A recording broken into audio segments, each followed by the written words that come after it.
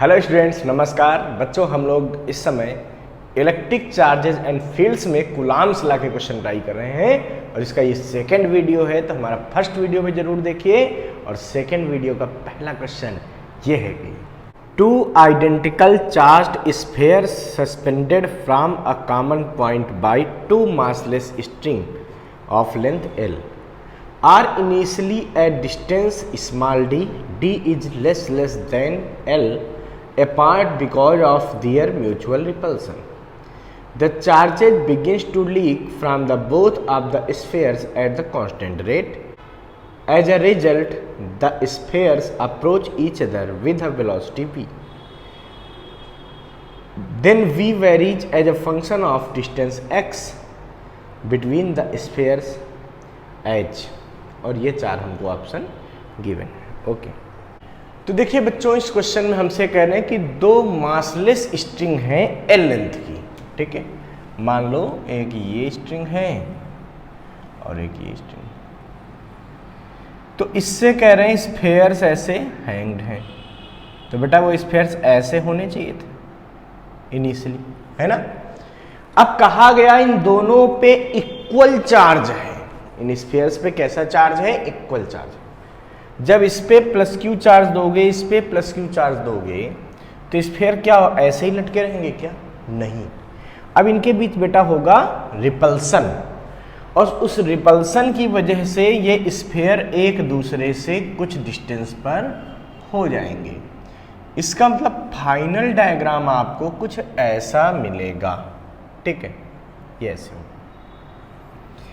ये डिस्टेंस है बेटा L, और इन स्फीयर्स के बीच की जो डिस्टेंस है वो क्या है? Small d। ठीक है, ऐसा उन्होंने कह दिया। अब एक बात तो बच्चों आपको समझ में आई होगी कि ये स्फीयर जो थे, जो नॉर्मली किसी स्ट्रिंग से ऐसे लटके हुए थे, वो चार्ज देने पर एक दूसरे से दूर दूर हो गए। क्यों दूर हो गए? क्योंकि इस पे Q चार्ज था और इस पे Q चार्ज था। वैसे तो हमको यहाँ पे दिया है बेटा कि D is less than L, but अभी हमने D को काफी बड़ा बनाया। आप सोच सकते हैं कि ऐसा लग नहीं रहा देखने में। क्यों नहीं लग रहा? क्योंकि अगर मैं D बहुत छोटा बनाऊंगा तो इसके बन जाएंगे, बहुत पास पास बन जाएंगे, उनके बीच का एंगल छोटा बनेगा, तो आपको कुछ समझ में नहीं आएगा डायग्राम में, क्लियरली समझ में। इसलिए हमने इसको थोड़ा बड़ा बना के दिखाया है। बाकी आप ये मानते रहिए कि D बहुत छोटा है L से। ठीक है, अच्छा, सोचने वाली बात है बेटा कि उन्होंने कहा कि भाई ऐसा जैसे चार्ज दिया गया दूर दूर हो गए। तो क्यों दूर दूर हो गए होंगे? इलेक्ट्रिक फोर्स की वजह से। क्यों? क्योंकि इसने इसको रिपेल किया होगा, इसने इसको रिपेल किया होगा। इसका मतलब अगर हम देखें दोनों चार्जेस पे फोर्स इलेक्ट्रिक वाला कहाँ लगा होगा? बाहर की तरफ। इलेक्ट्रिक वाला फोर्स कहाँ लगा होगा? बाहर की तरफ। मान लो लगता है ये Fe डैश, है ना। अच्छा, बाहर की तरफ फोर्स लगा तो ये बिल्कुल ऐसे स्ट्रेट क्यों नहीं हो गए? इतने एंगल पर क्यों रुक गए? क्योंकि इन स्फीयर्स पे एक वेट भी तो काम करता है, ग्रेविटेशन फोर्स mg। वो कहाँ लगता है? नीचे की तरफ। अब समझने वाली बात है कि इनका एंगल बिल्कुल मतलब 180 डिग्री क्यों नहीं हो गया इन दोनों स्ट्रिंग के बीच का? क्योंकि वेट लग रहा था, मतलब वेट इनको पास लाने की कोशिश कर रहा था, समझिए, और इलेक्ट्रिक फोर्स इनको दूर ले जाने की कोशिश कर रहा। अब नेक्स्ट पार्ट हमारे पास से आता है कि अरे इनसे चार्ज लीक होना शुरू हो गया, मतलब चार्ज कम होना शुरू हो गया। और कैसे लीक हो रहा है? कांस्टेंट रेट से। कांस्टेंट रेट का मतलब है लगातार पर सेकेंड इक्वली चार्ज निकल रहा है ना। तो हमको समझने वाली बात है भाई, क्यू की वजह से ये दूर थे। अब अगर क्यू कम होना हो जाए तो क्या हो जाएगा? इनके बीच इलेक्ट्रिक फोर्स घटेगा। फोर्स घटेगा तो क्या ये चार्जेस पास पास आना शुरू हो जाएंगे? बिल्कुल हो जाएंगे, क्योंकि अगर नेट चार्ज 0 हो गया तो ये दोनों बिल्कुल पास पास ऐसे आ जाएंगे। तो दूर हैं किस वजह से? इलेक्ट्रिक फोर्स से। और जब चार्ज लीक होना शुरू होगा तो वो क्या होंगे? दोनों पास पास आना शुरू हो जाएंगे। अच्छा, मान लीजिए कि जब वो पास पास आना शुरू हुए तो कह रहे हैं कभी न कभी एक दूसरे से x डिस्टेंस पर है। ऐसा वो कह रहे हैं कि जब वो एक दूसरे से कितनी डिस्टेंस पर हैं, x। देखो भैया ऐसे ऐसे कम पास आएंगे, है ना, इधर से ये ऐसे ऐसे पास आएगा, ऐसे तो होगा कुछ यार।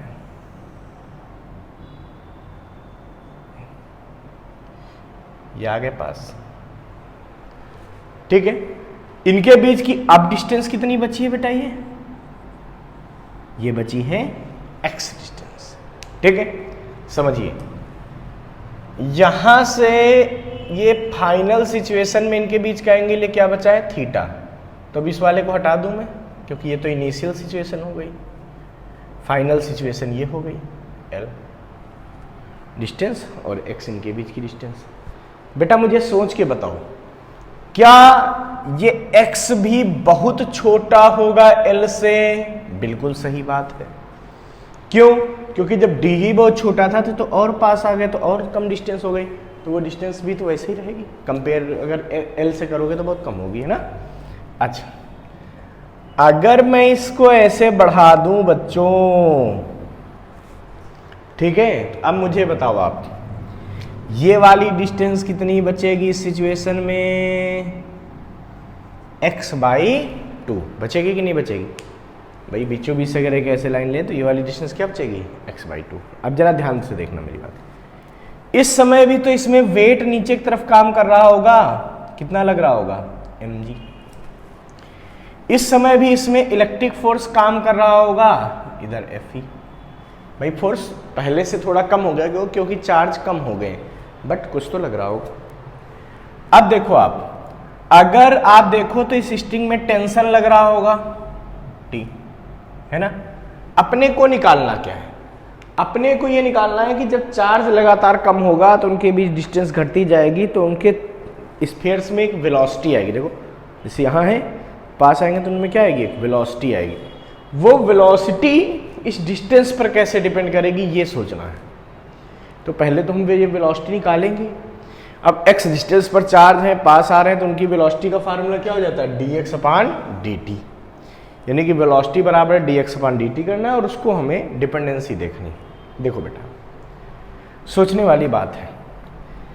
अगर हम यहाँ बात करते हैं तो अगर मैं इस लाइन को ऐसे आगे बढ़ा दूं तो अगर ये एंगल थीटा है तो क्या ये वाला भी एंगल थीटा बनेगा, छोटा वाला ये वाला, देखो ध्यान से, हाँ थीटा बन जाएगा। तो t के दो कंपोनेंट आप यहाँ कर, तो t का एक कंपोनेंट यहाँ कर सकते हो, क्या जाएगा ये t cos थीटा, एक इधर क्या जाएगा ये t sin थीटा। तो अपने को क्या दिख रहा है, अपने को दिख रहा है कि t cos थीटा जो है वो किसके बराबर होगा, mg के, और t sin थीटा किसके बराबर होगा, fe के। क्या इसमें किसी कोई प्रॉब्लम बेटा, नहीं। अब देखो अगर मैं सेकेंड इक्वेशन में फर्स्ट से डिवाइड कर दूं तो क्या आएगा अपने पास, ऊपर बचेगा t sin थीटा और नीचे आ जाएगा t cos थीटा। उधर कितना हो जाएगा, Fe/mg, t से t कैंसिल, ये क्या बचा tan थीटा बराबर Fe/mg। इसमें कोई दिक्कत नहीं। इस समय इलेक्ट्रिक फोर्स इनमें कितना लगेगा ये सोचने वाली बात है। मैं कहता हूं कम होते होते इस समय इस पे चार्ज बचा होगा Q और Q, कुछ तो बचा ही होगा ना। अब ये जरूरी नहीं कि ये स्मॉल q छोटा है ये बड़ा है, मतलब ये चार्ज ज्यादा हो सकता है कम हो सकता है, तो नोटेशन है, कुछ भी दे दो, है ना। तो इस समय जो इस पे इलेक्ट्रोस्टैटिक फोर्स लगा होगा Fe, वो कितना लगा होगा बताओ। तो ये लगा होगा k q1 q2 मतलब q स्क्वायर अपान इनके बीच की डिस्टेंस का स्क्वायर। डिस्टेंस कितनी है, x स्क्वायर। तो यहाँ पे वैल्यू पुट करूंगा तो tan थीटा कितना हो जाएगा,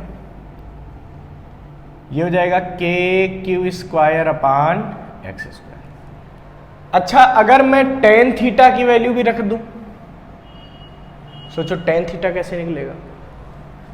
तो बेटा tan थीटा होता है परपेंडिकुलर अपान बेस।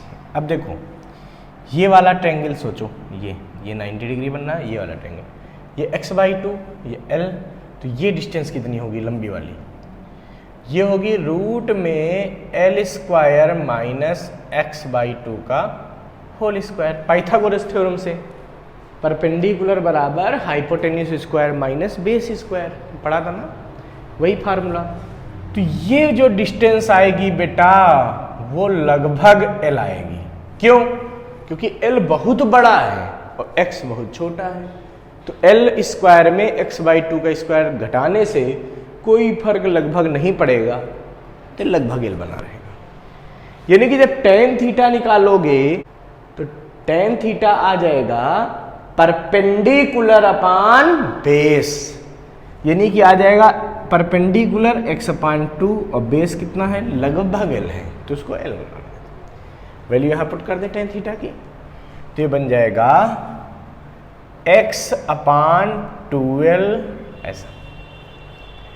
यानी कि मैं बात करूं यहां पे तो q स्क्वायर बराबर हो जाएगा x³ mg upon k into 2l, बन जाएगा कि नहीं बन जाएगा? यानी कि q बराबर बन जाएगा x⁵2 mg k into 2l, वो भी कैसा रूट में, रूट ले लिया तो रूट का मतलब पावर 1/2 है ना, इसकी पावर 1/2 किया 1 आ गया, इसकी 1/2 किया 3/2, इसकी 1/2 किया पूरे का रूट, चाहे रूट हो चाहे 1/2 बात वही है। हम मान लेते हैं let mg upon k into 2l is equal to c, इसको एक कांस्टेंट दे दिया, तो q इज इक्वल टू मैं लिख सकता हूं c x⁵2, ऐसा मैं लिख सकता हूं कि नहीं लिख सकता? अब देखिए बेटा, आपको पता है कि अगर मैं dq अपॉन dt निकालता हूं तो क्या निकलेगा बताओ? तो इधर तो ये कांस्टेंट है c है ना, तो c इंटू x⁵2 का करेंगे तो dq अपॉन dt जो आएगा वो कितना आ जाएगा? वो आ जाएगा c x⁵2। अब बेटा आपको पता है ना कि अगर आप x⁴n का डिफरेंशिएशन करते हैं है ना, d/dt ऑफ t⁴n का करते हैं तो क्या आता था? n⁴n-1, मतलब पावर का मल्टीप्लाई और पावर में एक कम, ये फार्मूला होता है। तो वैसे यहां करेंगे तो क्या होगा? पावर का मल्टीप्लाई यानी कि 3/2 मल्टीप्लाई में और पावर में एक कम तो 3/2 -1 और साथ में इसके क्या आएगा भाई? यहां x है और हम डिफरेंशिएट करें t के रेस्पेक्ट में तो इनटू आ जाएगा dx upon dt, continuous differentiation. समझ गए? ठीक है। अब देखिए इसका मतलब उन्होंने शुरुआत में क्या दिया था? dq अपॉन dt, मतलब रेट ऑफ चार्ज। तो जब स्मॉल q था तो rate of charge dq upon dt थी, जब कैपिटल Q बचा है तो उसको हम डिक्रीज होने का रेट क्या लिखेंगे? d⁻Q upon dt। ये क्या है बच्चों? कांस्टेंट है, चार्ज का जो निकलने का रेट है यानी कि निगेटिव साइन में वो कांस्टेंट है। ठीक है। अब चूंकि जब ये कांस्टेंट है तो इसका मतलब यहां से क्या बनेगा? 3/2c है ना, x की पावर कितना है? 1/2 dx अपॉन dt बराबर क्या हो जाएगा? कांस्टेंट। अब देखिए ये चीज तो पहले से ही कांस्टेंट है, इसका मतलब मैं सीधा सीधा लिख सकता हूं x⁴1/2 dx अपॉन dt बराबर कांस्टेंट, या मैं लिख सकता हूं dx upon dt is proportional to 1 upon x⁴1/2, या मैं लिख सकता हूं इसको कि dx upon dt proportional to x⁻⁻1/2। तो dx अपॉन dt किसके प्रोपोर्शनल होगा? x⁻⁻1/2। ठीक है। इस तरीके से हम कह सकते हैं कि जो वेलोसिटी है वो x⁻⁻1/2 पे प्रोपोर्शनल होगा, क्योंकि dx अपॉन dt क्या है? वेलोसिटी है। तो ये अपना जो है अगर देखा जाए ध्यान से तो दिए गए ऑप्शन में से 4th ऑप्शन बिल्कुल करेक्ट हो जाएगा। तो देखिए बच्चों, सीबीएसई बोर्ड का हमारा नेक्स्ट क्वेश्चन ये है कि the acceleration of an electron due to the mutual attraction between electron and a proton when they are 1.6 angstrom apart is, और एम ई और ई की वैल्यू हमको दिया है। ठीक है। और ये 4 हमको ऑप्शन गिवन है। ओके, तो देखिए बच्चों, इस क्वेश्चन में हमसे कह रहे हैं कि एक इलेक्ट्रॉन है और एक प्रोटॉन है जो कि एक दूसरे से 1.6 एंगस्ट्रॉम की डिस्टेंस पर रखे हुए हैं। ठीक है, यानी कि उनके बीच की जो डिस्टेंस है बहुत ही कम है। कितनी है बच्चों? 1.6 और इंटू 10⁻10 मीटर। एंगस्ट्रॉम को जब मीटर में बदलते हो 10⁻10 आता है। अच्छा, तो कह रहे हैं इनके बीच जो फोर्स लगता है, अब बच्चों आपको पता होना चाहिए प्रोटॉन और इलेक्ट्रॉन के बीच 2 तरह के फोर्स लगते हैं। एक तो ग्रेविटेशन फोर्स लगेगा क्योंकि दोनों के पास मास है, और एक इलेक्ट्रोस्टैटिक फोर्स लगेगा क्योंकि अपोजिट चार्ज है। क्योंकि भाई इलेक्ट्रॉन पे कितना चार्ज होता है? ये होता है माइनस का 1.6 10⁻19 कूलम, जबकि प्रोटॉन पे कितना चार्ज होता है भाई? ये होता है प्लस 1.6 इंटू 10⁻19 कूलम। और ये अट्रैक्शन का फोर्स इसलिए होता है क्योंकि दोनों पे चार्ज कैसा है? अपोजिट है ना। अब बेटा बात है कि इलेक्ट्रिक फोर्स जो लगता है वो ग्रेविटेशन से बहुत बड़ा लगता है, इसीलिए इलेक्ट्रोस्टैटिक फोर्स को ही यहाँ कंसीडर करेंगे, ग्रेविटेशनल फोर्स सोचने की जरूरत नहीं, ध्यान रखना। ठीक है, अब अगर इनके बीच अगर हम इलेक्ट्रिक फोर्स देखें, F लग रहा है, तो F की वैल्यू कितनी हो सकती है सोचो। तो ये तो भाई म्यूचुअल फोर्स होता है, तो हम लिख देंगे electrostatic force acting between electron and proton is. Electron और प्रोटॉन के बीच कितना फोर्स लगेगा भाई? F बराबर ये क्या लगेगा? K, जहां पर K की वैल्यू पता है ना क्या होती है, जहां जरूरत पड़ती है हम 1/4πε0 लिख सकते हैं, या इसकी वैल्यू 9 इंटू 10⁻9 होती है, न्यूटन मीटर स्क्वायर पर कूलम स्क्वायर। ये होती है एयर और वैक्यूम में।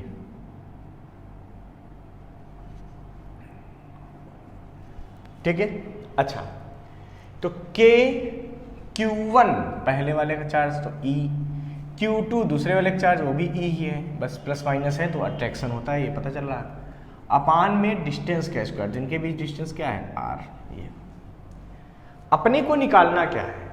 निकालना यह है कि जब ये इतने पास है, इनमें फोर्स लग रहा है इलेक्ट्रोस्टैटिक, उसकी वजह से इलेक्ट्रॉन पे कितना एक्सेलरेशन आएगा, हमको फाइंड करना है एक्सेलरेशन ऑफ इलेक्ट्रॉन। ये अपना क्वेश्चन है। अच्छा, अब पता चला निकालना क्या है? इलेक्ट्रॉन पे एक्सेलरेशन निकालना है। तो भाई ये फोर्स जो होता है म्यूचुअल फोर्स होता है, प्रोटॉन पे भी इतना लगेगा इधर और इलेक्ट्रॉन पे इधर लगेगा, दोनों अट्रैक्ट करें ना तो एक दूसरे की तरफ लगेगा। अच्छा ठीक है, अब बेटा जो ये फोर्स लगेगा इसकी वजह से मान लो अगर इलेक्ट्रॉन चलने लगा, अगर मान लिया इलेक्ट्रॉन चलने लगा तो इलेक्ट्रॉन पे कितना एक्सेलरेशन होगा? तो मैं मान लेता हूँ इलेक्ट्रॉन का एक्सेलरेशन ए ही है, तो अपने को पता है ना force is equal to mass into acceleration, होता है कि नहीं होता? तो F is equal to M into ए।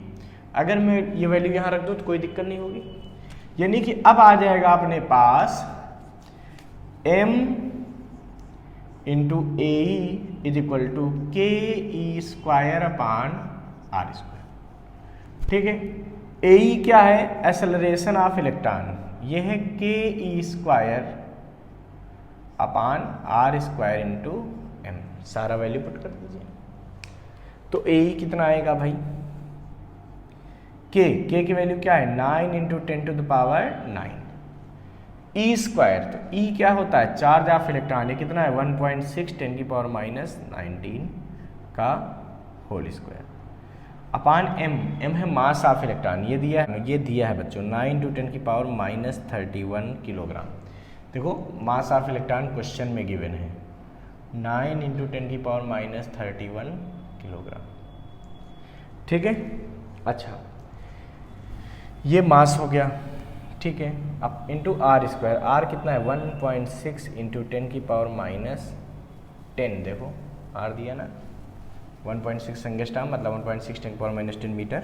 अच्छा, और इसका होल स्क्वायर, इसको आप जरा सॉल्व कर लीजिए तो कितना आएगा? ए ई बराबर आएगा 9 इंटू 10⁻9 इंटू 2.56 इंटू 10⁻38, भाई पावर डबल हो जाएगी स्क्वायर करने पर, नीचे बच रहा है 9 इंटू 10 की पावर -31 इंटू 2.56 इंटू 10 की पावर -20, है ना। 9 से 9 कट गया, इससे ये कट गया, पूरा पूरा टर्म कट रहा है। अब क्या बचेगा बच्चों, एक्सेलरेशन ऑफ इलेक्ट्रॉन। तो AE की वैल्यू यहाँ बचेगी, क्या बचेगी, 10 की पावर 9 है, अच्छा, और क्या है -38, ये हो गया ऊपर का। नीचे क्या है, 10 की पावर देखो -31 -20, अच्छा, तो ऊपर बचेगा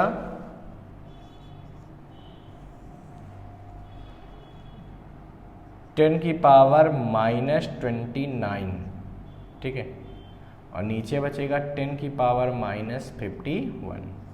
तो ए बराबर क्या लिख सकता हूँ, 10 की पावर -29 और +51, यानी कि ए की वैल्यू अपने पास ये बचेगी यहाँ से 10 की पावर 22 मीटर पर सेकेंड स्क्वायर। तो बचेगी 10 की पावर 22 मीटर पर सेकेंड स्क्वायर। इसका मतलब जो दिए गए ऑप्शन है उसमें 4th ऑप्शन बिल्कुल करेक्ट हो जाएगा। इसको फटाफट नोट कर लीजिए बच्चों। Carrying equal charges are suspended from a common point by the string of equal length. The equilibrium separation between them is small r. Now the strings are rigidly clamped at the half the height. The equilibrium separation between the balls now become. तो देखिए बच्चों, इस question में हमसे दिया है कि दो पिथ बाल्स हैं जो ये लॉन्ग स्ट्रिंग से ऐसे इस तरीके से हैंग की गई इनिशियली, ठीक, और उनकी जो वर्टिकल ये डिस्टेंस है ये क्या है, y है। तो यहाँ पर कह रहे हैं इन बॉल्स के बीच की डिस्टेंस r है।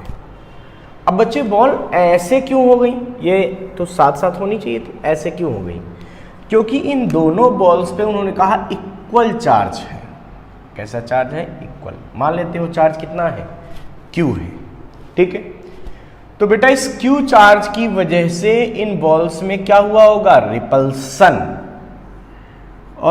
और उस रिपल्सन की वजह से ये बॉल दूर दूर होंगी, ठीक है।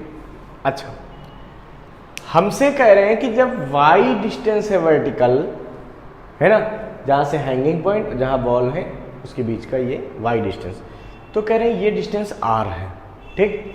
अगर उन्होंने कहा इन बॉल्स को ऐसे पकड़ के इकट्ठा कर दिया जाए इन स्ट्रिंग को, और स्ट्रिंग को यहाँ पे ऐसे फिक्स कर दिया जाए, y/2 पे बांध दिया जाए, तो हमको ये बताना है कि अब इन बॉल्स के बीच का सेपरेशन कितना होगा। यानी कि अपने को जो कैलकुलेट करना है वो है बच्चों r', ठीक है। अच्छा, तो इसका मतलब हमको यहाँ y पता है, r पता है, और ये y/2 हो गए, r' निकालना है। तो सिंपल सी बात है, हमको y और r में एक रिलेशन फाइंड करना पड़ेगा, ठीक है। देखिए बच्चों, आपको मैं बता दूं कि अगर हम दो बॉल्स को जो कि दोनों पे चार्ज है इक्वली और उनको हैंग कर दें तो वो इस तरीके से ऐसे दूर दूर हो जाती हैं। क्यों? क्योंकि उनमें इलेक्ट्रोस्टैटिक फोर्स लगता है। अच्छा, और इसमें कौन कौन सा फोर्स लगता है, और इनमें वेट लगता है mg, जो कि हमेशा अर्थ की तरफ नीचे की तरफ लगता है, ऐसा कुछ लगेगा ना, बिल्कुल। अगर ये स्ट्रिंग से बंधी है तो क्या इस स्ट्रिंग में एक टेंशन भी लगेगा, बिल्कुल लगेगा, ये टेंशन लग जाएगा। अब मैं अगर कह दूं कि ये एंगल बेटा थीटा है, तो क्या मैं इस लाइन को अगर ऐसे बढ़ाऊं तो ये वाला भी एंगल थीटा बन जाएगा, बोलो बनेगा कि नहीं बनेगा, बिल्कुल बनेगा। अब मैं चाहूं तो इस टी के दो कंपोनेंट में कर सकता हूं, एक वर्टिकल और एक हॉरिजॉन्टल। वर्टिकल कंपोनेंट कितना बनेगा, ये बनेगा टी कॉस थीटा। ये वाला कंपोनेंट इधर वाला कितना बनेगा, ये बनेगा टी साइन थीटा। चूंकि ये बॉल हैंग्ड है तो ये इक्विलिब्रियम में होगी। इक्विलिब्रियम में आपको पता है कि अपोजिट डायरेक्शन के फोर्स एक दूसरे को बैलेंस कर देते हैं, क्योंकि उस पर नेट फोर्स क्या रहता है, बॉल पे 0 रहता है। इसका मतलब टी साइन थीटा ने किसको बैलेंस किया होगा, Fe को, और टी कॉस थीटा ने किसको बैलेंस किया होगा, mg को। तो मैं सीधे तौर पर यहां पर कह सकता हूं कि जो टी साइन थीटा है ये किसके बराबर है? ये एफ ई के बराबर। अच्छा, और जो टी कॉस थीटा है ये वेट एम जी के बराबर है। क्या मेरी ये बात सही है? अगर मैं फर्स्ट में सेकंड इक्वेशन से डिवाइड कर दूं तो अपने को क्या मिलेगा? ये मिलेगा T sine theta upon T cos theta, उधर क्या बचेगा? एफ ई अपान एम जी। टी से टी कैंसिल हुआ तो टेन थीटा बराबर आ गया एफ ई अपान एम जी। बेटा आपको दिख रहा होगा ये ट्रायंगल है ना, इसमें ये 90 डिग्री देखो, ये इतनी साइड कितनी होगी? आधी। टोटल आर थी तो ये कितनी बचेगी बताओ? r/2 बचेगी कि नहीं बचेगी? बताओ, r/2 बचेगी। अच्छा, तो अगर यहां पे अपने को टेन थीटा फाइंड करना हो तो क्या टफ काम है क्या? बिल्कुल नहीं। क्यों? टेन थीटा क्या होता है? परपेंडिकुलर अपान बेस। देखिए जब यहाँ पे एंगल है तो ये बन गया बेस, ये बन गया परपेंडिकुलर और ये बन गया हाइपोटेन्यूस, क्योंकि एंगल के सामने वाला परपेंडिकुलर लेते हैं और 90 के सामने वाला हाइपोटेन्यूस, तो ये हाइपोटेन्यूस बन गया। यानी कि टेन थीटा की बात करेंगे तो परपेंडिकुलर यानी कि r/2 अपान बेस, बेस कितना है? y, तो टेन थीटा हो गया r/2y। अच्छा बेटा एफ ई इलेक्ट्रोस्टैटिक फोर्स भी तो निकाल सकते हो। कहां से? From Coulomb's law. कूलॉम जी ने बताया था ना कि अगर दो फोर्स, दो चार्ज एक दूसरे के पास हैं कहीं तो उनके बीच एक इलेक्ट्रोस्टैटिक फोर्स लगता है, और वो कितना लगता है? वो इलेक्ट्रोस्टैटिक फोर्स लगता है 1/4 पाई epsilon 0 Q1 Q2, Q into Q, Q square अपान उनके बीच की डिस्टेंस का स्क्वायर r²। ये होता था ना, यहाँ पुट कर दें तो टेन थीटा की वैल्यू यहाँ रख दिया तो क्या रखा बेटा? ये रखा r/2y, और उधर कितना आया? 1/4 पाई एप्सिलॉन 0 क्यू स्क्वायर अपान r², और mg अपान में रहेगा ये वाला mg। अगर आप क्रॉस मल्टीप्लाई कर लीजिए तो आपको क्या दिख रहा है? r³, ठीक है, is equal to q square upon 4 pi epsilon 0, ये r² इधर आया तो r³ बन गया, r² इंटू r है ना, r³ equal to q square upon 4 pi epsilon 0 mg into 2y। क्या मैं ऐसा लिख सकता हूं? बिल्कुल लिख सकता हूं। अगर मैं दोनों तरफ पावर 1/3 है ना, पावर 1/3 ले लिया हमने तो क्या मिलेगा? इधर तो r की पावर 1/3, इसकी पावर 1/3 करोगे तो ये बचेगा r बराबर, इधर क्या बचेगा? क्यू स्क्वायर 2/4 पाई एप्सिलॉन 0 mg, इसकी पावर है 1/3 इंटू वाई की पावर 1/3। क्या ये बचा? बेटा देखो ध्यान से, तो ये पूरा टर्म एक कांस्टेंट है। कांस्टेंट है कि नहीं है? इसकी वैल्यू चेंज नहीं होगी, ये सब फिक्स है। फिक्स है तो इसको मैं c बोल देता हूँ। 2q square upon 4 pi epsilon 0 mg को मैंने क्या लिख दिया? इसकी पावर 1/3 को c लिख दिया। c कोई कांस्टेंट, इसको कांस्टेंट लेट कर लिया तो अपने को क्या मिला? यहाँ से बताओ, इसकी जगह कांस्टेंट आ गया, c आ गया, क्या मिलेगा? r is equal to c y की पावर 1/3। अब देखो बेटा, जब r डिस्टेंस थी तो y की पावर 1/3 आ गया है ना, तो जब r डैश डिस्टेंस होगा, इसके लिए अगर इसी तरीके से इक्वेशन आप बनाना चाहोगे तो क्या बनेगा बताओ? c कांस्टेंट आ जाएगा, c की जगह तो ही रहेगा 2q square upon 4 pi epsilon 0 mg की पावर 1/3 और इंटू वाई की पावर 1/3। तो यहाँ y की जगह कितना है बेटा? ये है y/2 की पावर 1/3। ठीक है, अब अगर इन दोनों इक्वेशन को मैं डिवाइड कर लूँ, ये इक्वेशन 3 हो गई और ये इक्वेशन मान लो 4 हो गई, डिवाइड कर लूँ तो मुझे क्या मिलेगा बताओ भाई? 4 में मैं 3 से डिवाइड करूँगा, ठीक है, तो अपने को यहाँ क्या मिलेगा? इस तरफ ये मिलेगा r डैश अपान r y/2 की पावर 1/3 अपान में y की पावर 1/3। देखो बेटा, ये y की पावर 1/3 से y की पावर 1/3 कैंसिल हो जाएगा, यानी कि r डैश बराबर है r क्रॉस मल्टीप्लाई हो जाएगा तो r अपान 2 की पावर 1/3 बचेगा। यानी कि r डैश कितना आ गया, r अपान 2 की पावर 1/3, या इसको मैं चाहूँ तो मैं लिख सकता हूँ r डबल डैश बराबर r अपान क्यूब रूट 2, r अपान क्यूब रूट 2। इसका मतलब जो दिए गए ऑप्शन है उनमें पहला ऑप्शन बिल्कुल करेक्ट अपने को दिखाई दे रहा है, तो first option will be correct. इसको फटाफट नोट कर लीजिए बच्चों। तो देखिए बच्चों, इलेक्ट्रिक चार्जेस एंड फील्ड्स का हमारा नेक्स्ट क्वेश्चन ये है कि a toy car with charge Q moves on a frictionless horizontal plane surface under the influence of uniform electric field E vector. Due to the force QE vector, its velocity increases from 0 to 6 meter per second in 1 second. At that instant, the direction of the field is reversed. The car continues to move for 2 more seconds under the influence of this field. The average velocity and the average speed of the toy car between 0 to 3 seconds respectively. Okay. तो देखिए बच्चों, इस question में हमसे कह रहे हैं कि एक ये टॉय कार है। ये क्या है बेटा, टॉय कार, ठीक है। और इस टॉय कार में कह रहे हैं कि इनिशियल वेलोसिटी इसकी 0 है। इस टॉय कार में प्लस क्यू चार्ज है। कितना चार्ज इसको हमने दिया है, प्लस क्यू चार्ज। और एक इलेक्ट्रिक फील्ड ई अप्लाई कर दी गई, जैसे मान लो ये अप्लाई की गई, ये इलेक्ट्रिक फील्ड आपने यहां पे अप्लाई कर दी। सिंपल सी बात है कि अगर टॉय कार पे चार्ज क्यू है, आपने इलेक्ट्रिक फील्ड ई लगाई, तो इसमें एक फोर्स लगने लगेगा।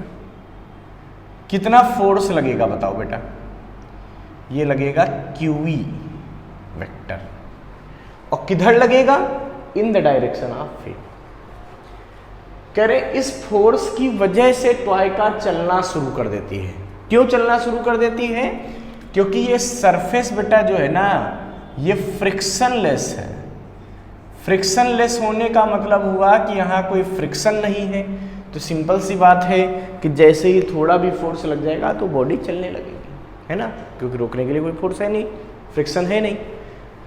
अब जब ये चलने लगी तो कह रहे हैं कि 1 सेकंड के बाद, मतलब बात करूं मैं, ये जो पहली सिचुएशन है ये t बराबर 0 की है।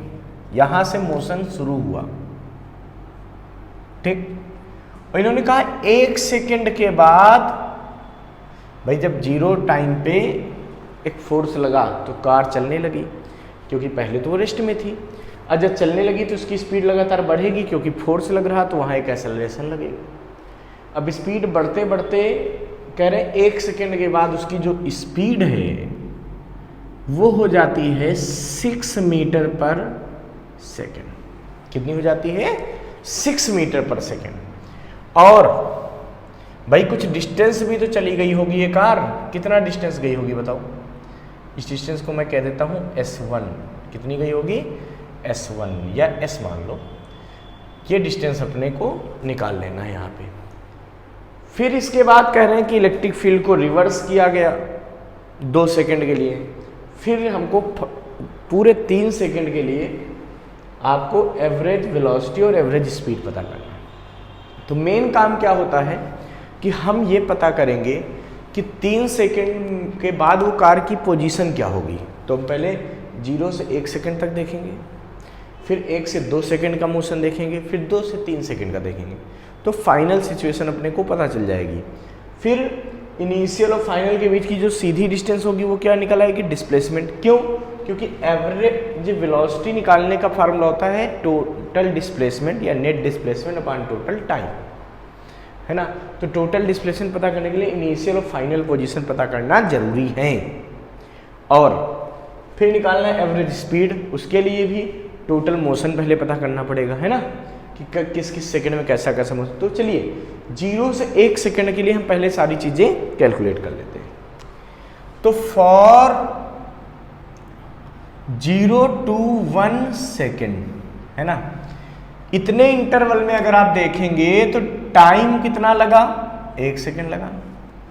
उसकी इनिशियल वेलोसिटी कितनी थी, 0, फाइनल वेलोसिटी कितनी हो गई 6 मीटर पर सेकेंड।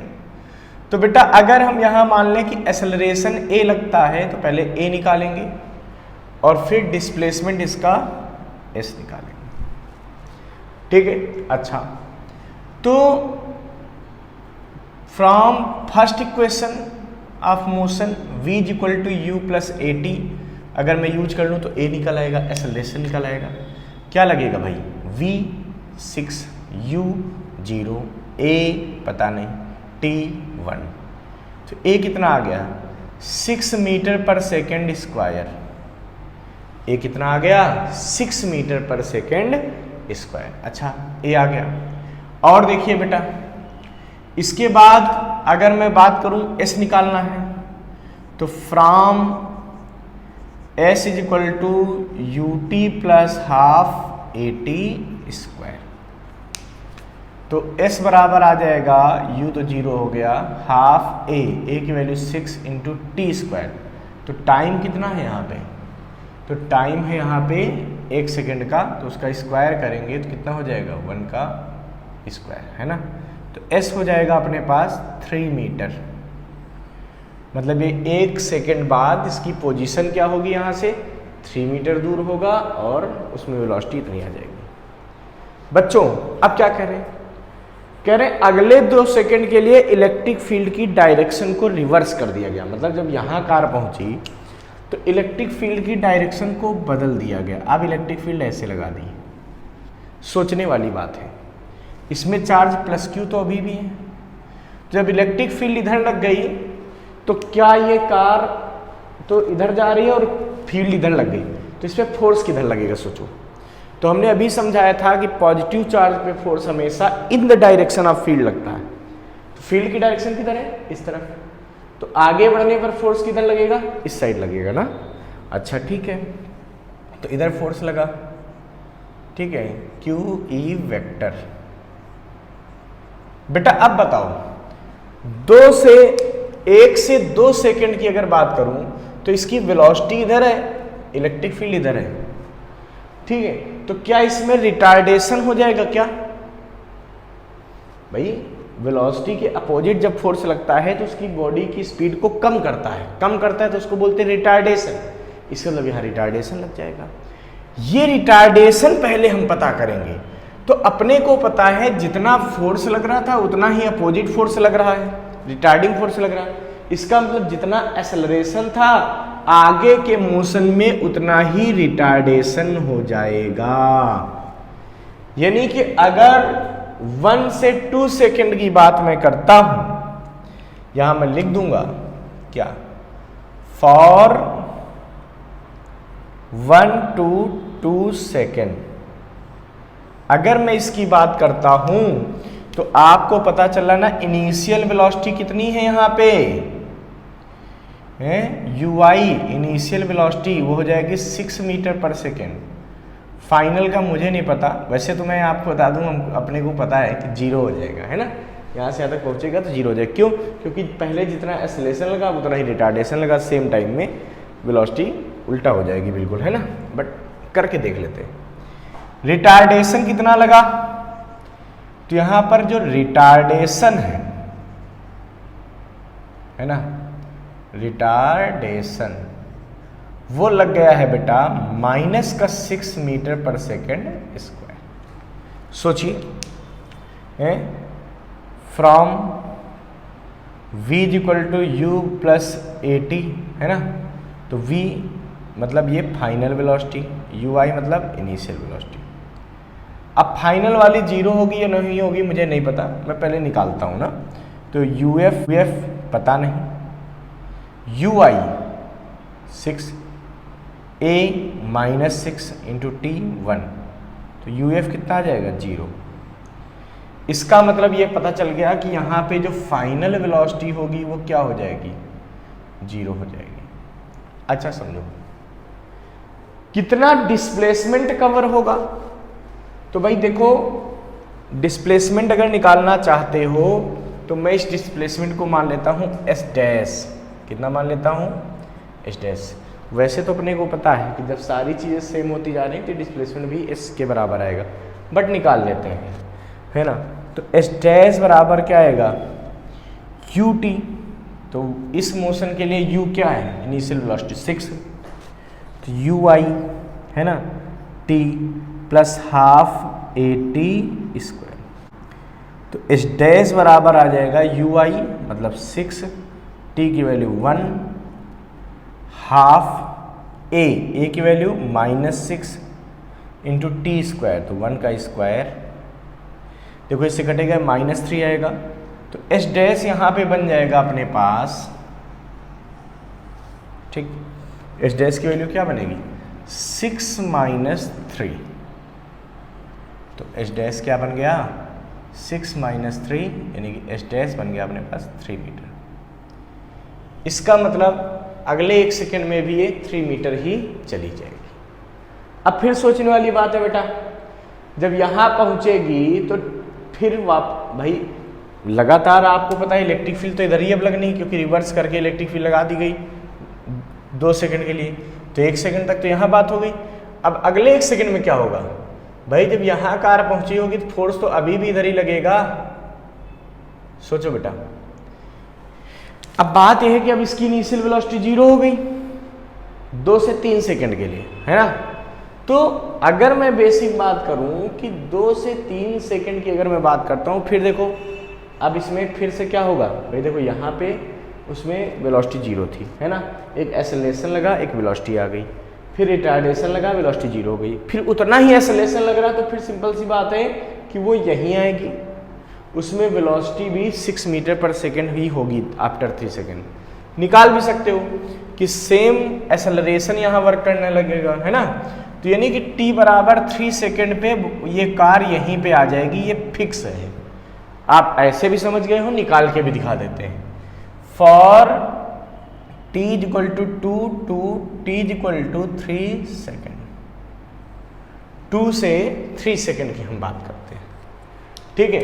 तो 2 से 3 सेकेंड की जब मैं बात करूंगा तो पहले तो अपने को पता है यहाँ पे भाई इस सिचुएशन के लिए जो इनिशियल वेलोसिटी है अब यू आई डैश है, और फाइनल वेलोसिटी क्या हो गई, वी एफ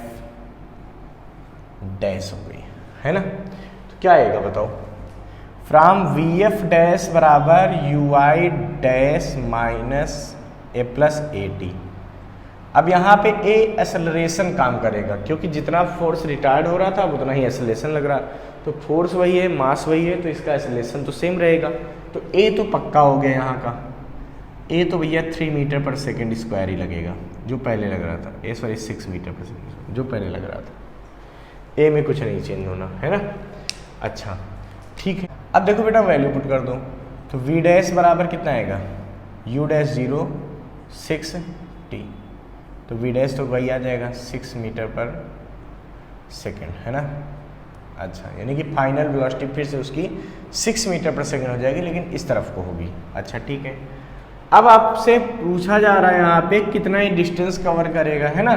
तो डिस्टेंस भी आप निकाल सकते हो, इस डबल डैश, तो क्या हो जाएगा you I dash plus half a t square. वैसे ये कैलकुलेशन आप चाहो तो ना भी करो, आपको पता चल गया कि यहाँ से यहाँ तक वो पहुँचेगी कार, बात खत्म हो गई, ठीक है।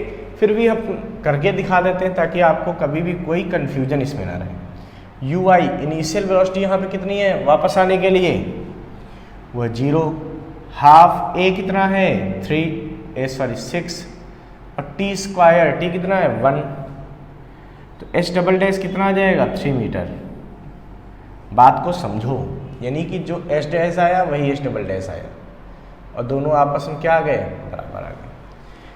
अब आपको क्या पता चला कि पहले 1 सेकंड में ये कार यहाँ से यहाँ पहुँची, फिर अगले 1 सेकंड में यहाँ से यहाँ पहुँची, बट उसकी वेलोसिटी अब 0 हो गई, फिर अगले से 1 सेकंड में वो लौटने लगेगी और यहाँ से यहाँ पहुँचेगी, ठीक है।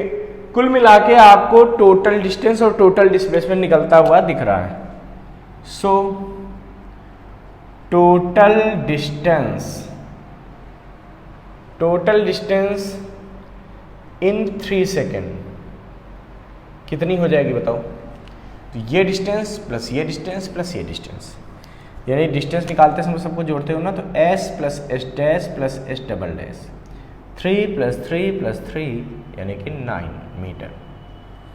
ठीक है, फिर लिखेंगे total displacement in 3 second. Displacement क्या होता है? इनिशियल और फाइनल। तो इनिशियल ये पोजीशन थी और 3 सेकेंड पे आगे यहाँ गई, तो इनिशियल और फाइनल बीच कितनी डिस्टेंस दिख रही बताओ, कितनी दिख रही? केवल s दिख रही, यानी कि 3 मीटर। ठीक है, अच्छा, तो इसका मतलब जो एवरेज वेलोसिटी होगी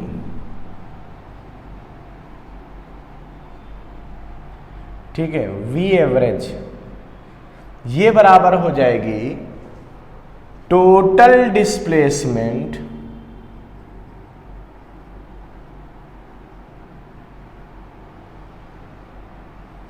अपॉन टोटल टाइम। ठीक है, तो ये v एवरेज हो जाएगा अपने पास टोटल डिस्प्लेसमेंट 3 टोटल टाइम 3 यानी कि 1 मीटर पर सेकेंड। ये एवरेज वेलोसिटी हो गई। ठीक है, अब हम निकालेंगे एवरेज स्पीड। अच्छा,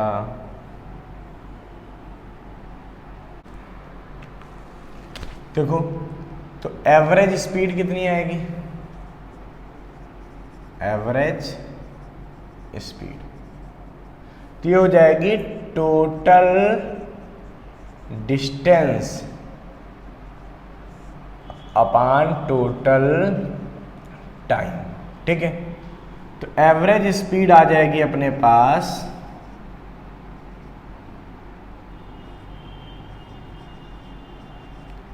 टोटल डिस्टेंस कितनी है? तो हो गई 3 + 3 + 3 यानी कि 9 अपॉन टोटल टाइम कितना है भाई? 0 से 3 सेकंड बाद 3 सेकंड है, मतलब कितना आएगा? 3 मीटर पर सेकंड। यानी कि जो एवरेज वेलोसिटी है वो 1 मीटर पर सेकंड है और जो एवरेज स्पीड है वो 3 मीटर पर सेकंड है। इसका मतलब जो दिए गए ऑप्शन है उस